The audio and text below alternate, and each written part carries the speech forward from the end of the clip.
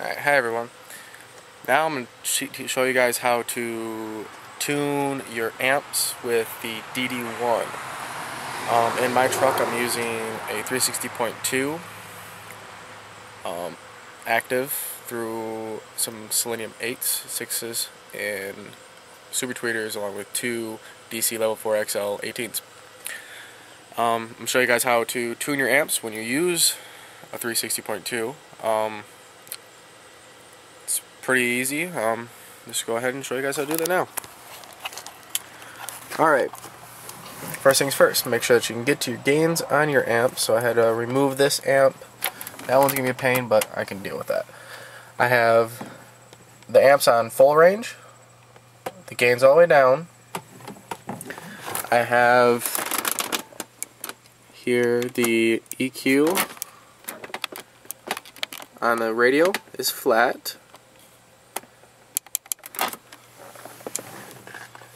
Now what else you have to do, if you already have your stuff set or not, is you got to come over here and you have to make sure everything is all past full range. It's all pass on my fronts, on my rears, my subwoofer, well, subwoofer is on 80 still, and my center. Now, what you're going to do is you're going to put the DD1, the ground in the amp's ground. You're going to put the positive in the left speaker positive output. So you guys don't get messed up. It is the left. I'll go ahead and I'm going to just make this easy. Put it in there and screw down the wire. Screw down the terminal. Okay. Now what we're going to watch for is we're going to see when the radio clips, and then we're going to tune this channel, and then we're going to go to the next channels. We're going to turn it up. We got a signal.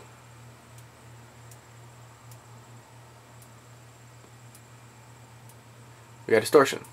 None. Distortion.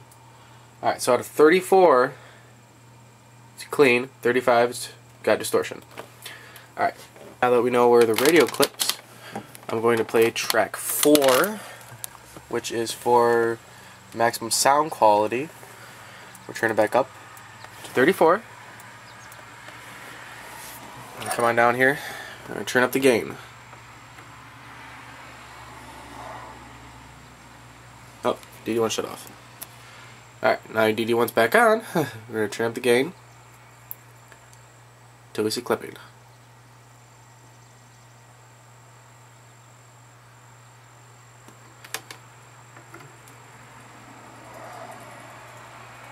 Distortion?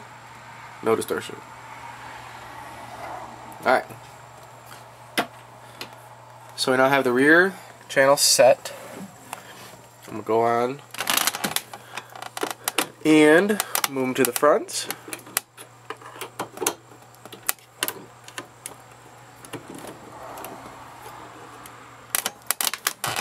And do the same. The radio's still at 34. You're going to go ahead and turn up the gain.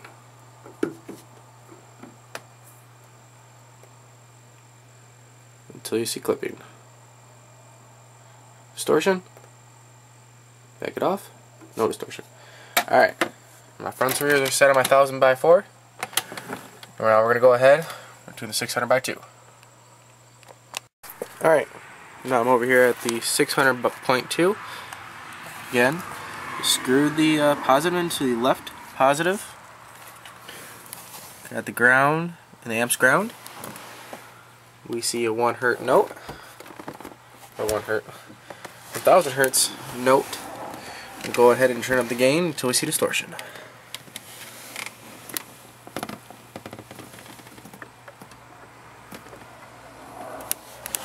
Alright. This may take a minute.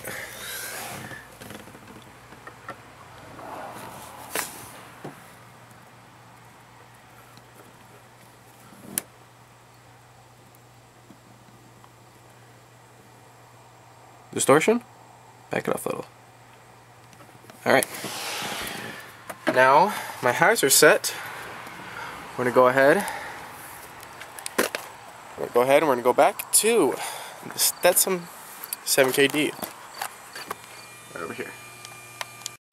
Alright, this one's gonna be a little easier. We got it hooked up. Again, amps ground, speaker output, positive.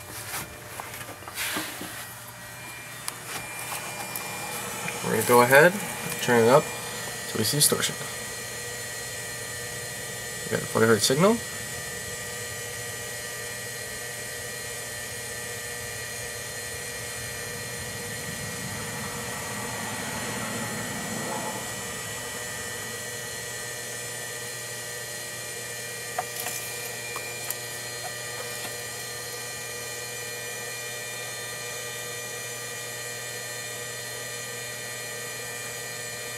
Well, this amp shows no distortion. I'm playing track number 5, which is the 40 Hz 10 dB, and you can see here, gain down, all the way up, no distortion.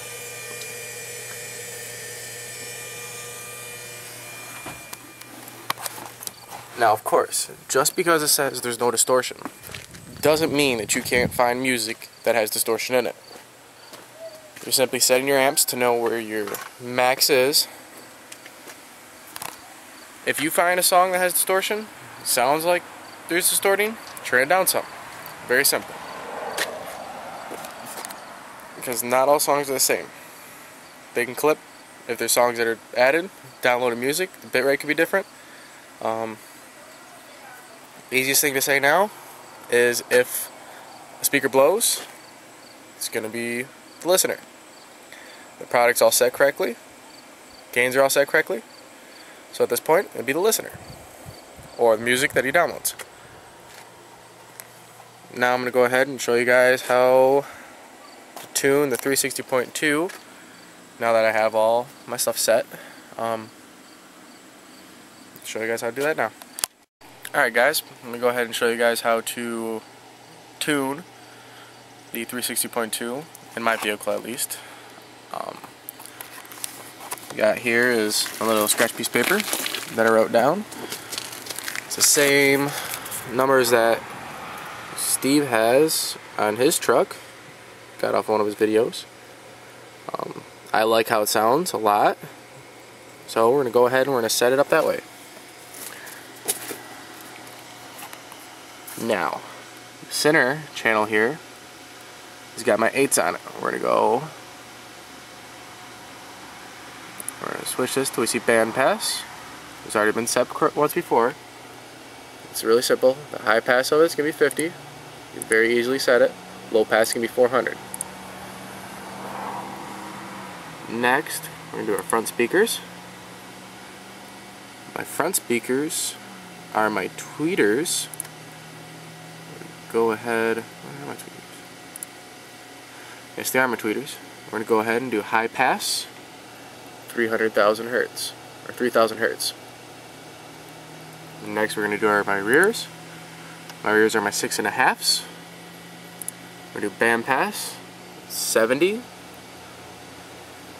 to 2,000 hertz. Finally, is the subwoofers, which is already set, 80 hertz. I use the 12 dB slope on all of my speakers. You can use a 24, be a little bit sharper. Also, one of the easiest things to do here is we got this infronic filter. Let's say I had a pair of 10s and they don't handle that low end bass. Go ahead and turn that on. I got a high pass filter set at 35. Right now I have 18s, so there's no need for a infronic filter. Within this week, I'm going to try and get work to pick up our mic. We have just a mic. I'm going to play some pink noise. I'm going to go ahead and show you guys how to set this extremely long EQ band. This is how you set DD1 using 360.2. It'd be the same with 360.1.